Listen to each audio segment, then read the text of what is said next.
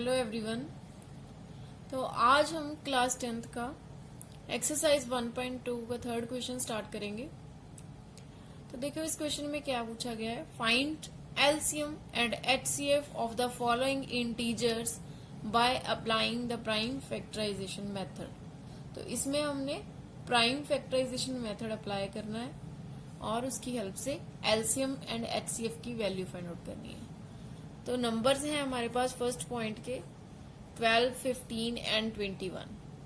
तो 12 की पहले प्राइम फैक्टराइजेशन कर लेंगे।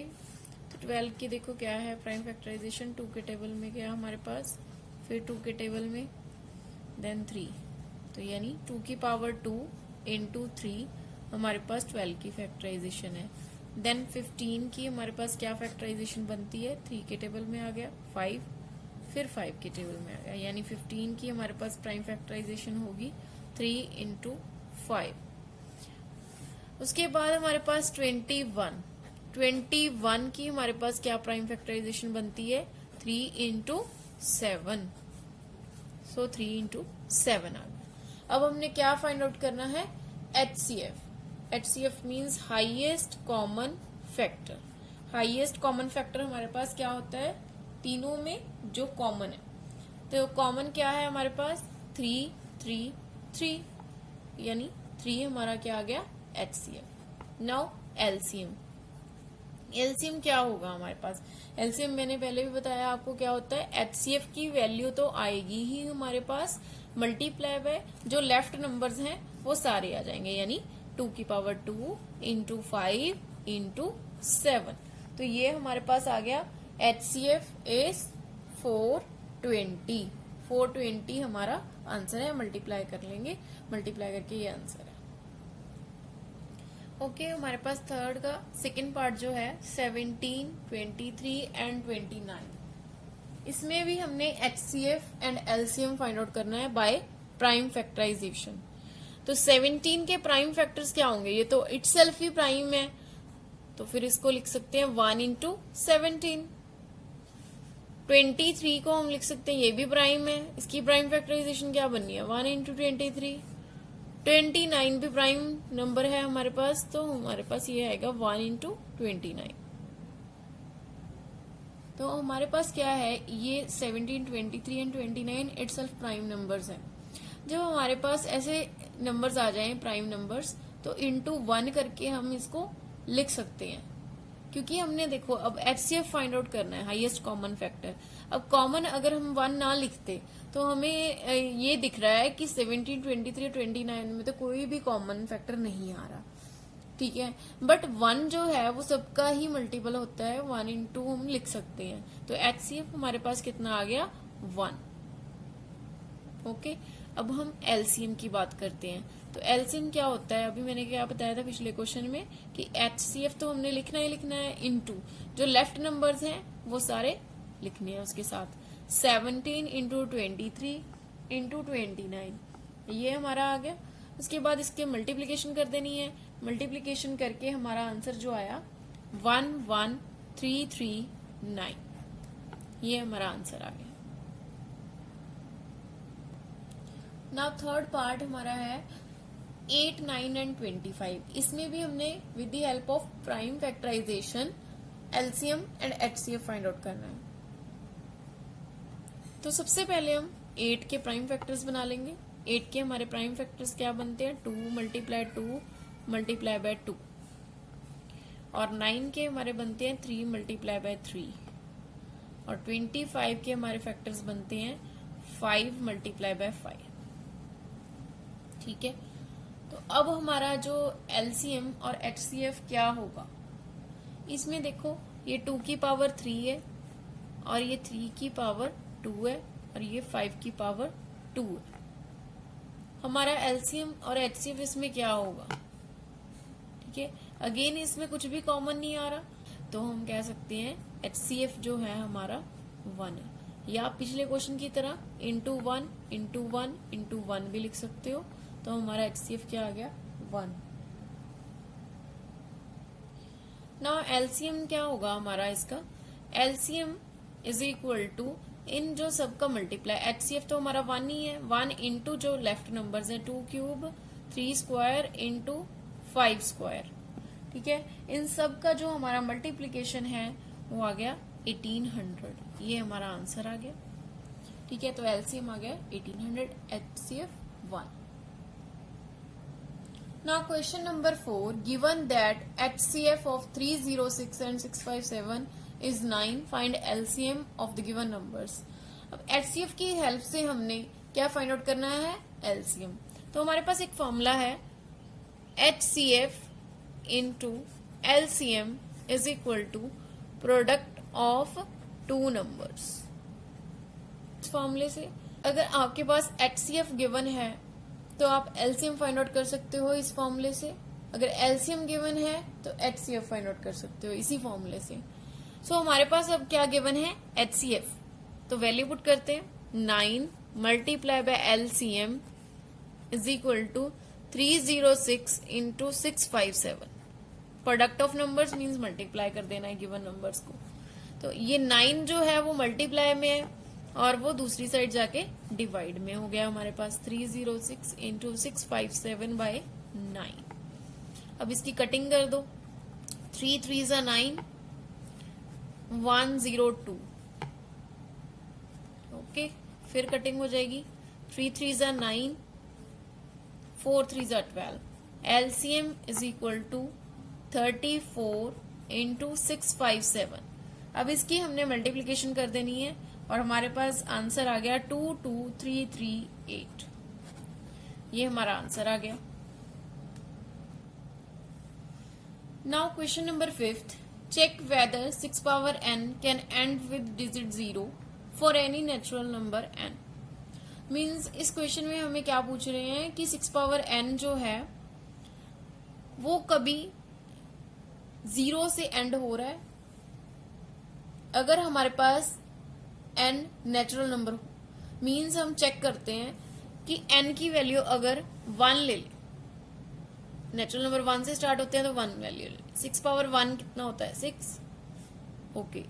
n की वैल्यू 2 ले लो, 6 पावर 2 हमारे पास कितना आ गया, 36। ऐसे ही n की वैल्यू 3 ले लो, मीन 6 पावर 3 आ गया 216, अप टू सो ऑन, ऐसे ही चलता जाएगा। मीन्स ये आप देख रहे हो कि एंड मतलब यूनिट प्लेस, यूनिट प्लेस हमारी कभी भी 0 नहीं आ रही।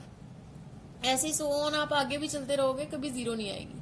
तो इसका क्या रीजन है, ये तो पहले ही बात तो हमने चेक कर लिया कि उन्होंने पूछा था कि check whether 6 power n can end with 0। Answer तो नो पता चल गया, बट इसका रीजन क्या है। इसका रीजन ये है, जैसे कि हमारे पास कोई और नंबर ले लें, जैसे मान लो 10 है, 0 वाला नंबर ले लेना कोई जिसका एंड 0 से है। 10 है हमारे पास, 10 के कौन से फैक्टर बनते हैं, 2 इंटू 5, ठीक है। 100 ले लो, 100 हमारे पास क्या बनता है, 2 की पावर 2 इंटू 5 की पावर 2, ठीक है। तो यहां से हमें क्या क्लियर हो रहा है कि जो 0 से एंड हो रहे हैं नंबर्स, उनके प्राइम फैक्टराइजेशन में हमारे पास 2 और 5 आ रहा है। बट हमारे पास अगर हम 6 पावर 1, 6 पावर 2, 6 पावर 3 ले रहे हैं तो हमारे पास क्या बन रहा है, देखो 6 की प्राइम फैक्टराइजेशन क्या बन रही है, 2 into 3।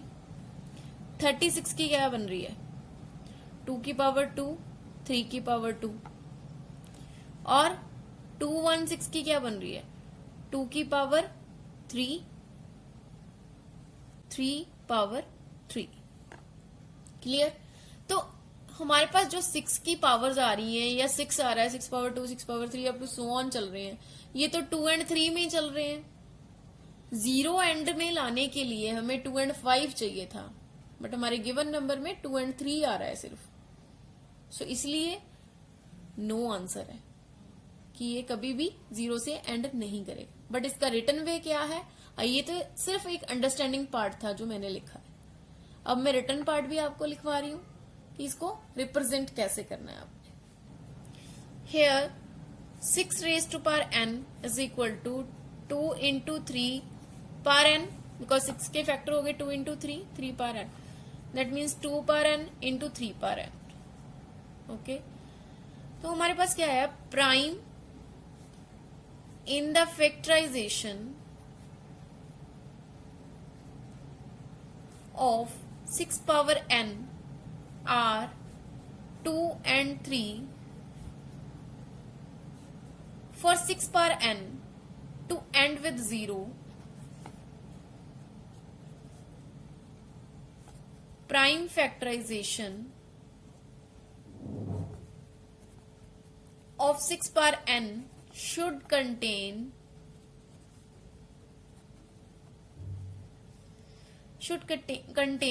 the prime 5. Therefore, there is no natural number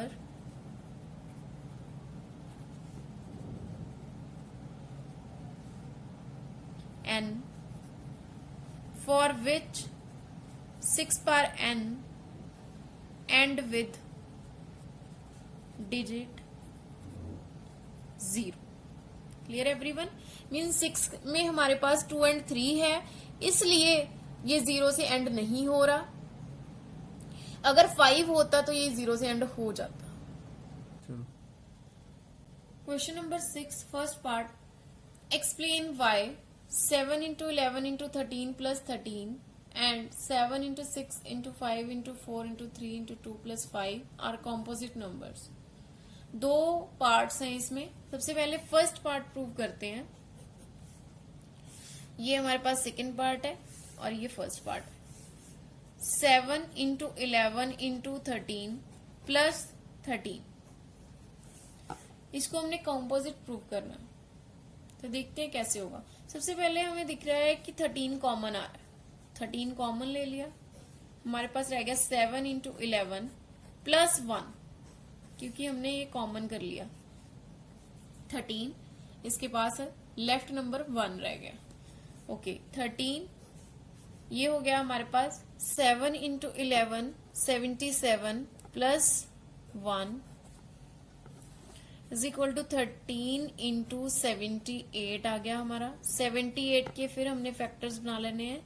13 into 2 into 3, ये आ गया हमारे पास 13 की पावर 2 into 2 into 3. क्लियर? तो हमारे पास ये प्रूव करना था कि कॉम्पोजिट नंबर है. तो कॉम्पोजिट नंबर की डेफिनेशन अगर आपको क्लियर है तो आप क्लियरली बता दोगे कि ये कॉम्पोजिट नंबर है. कॉम्पोजिट नंबर जो है वो हमारे पास वो होते हैं which has more than 2 factors. 2 factors से ज्यादा फैक्टर्स जिसके होते हैं वो कॉम्पोजिट नंबर है. तो हमारे पास इसके देखो कितने फैक्टर्स आ गए, मोर देन 2 फैक्टर्स आ गए. So yes, it is composite number.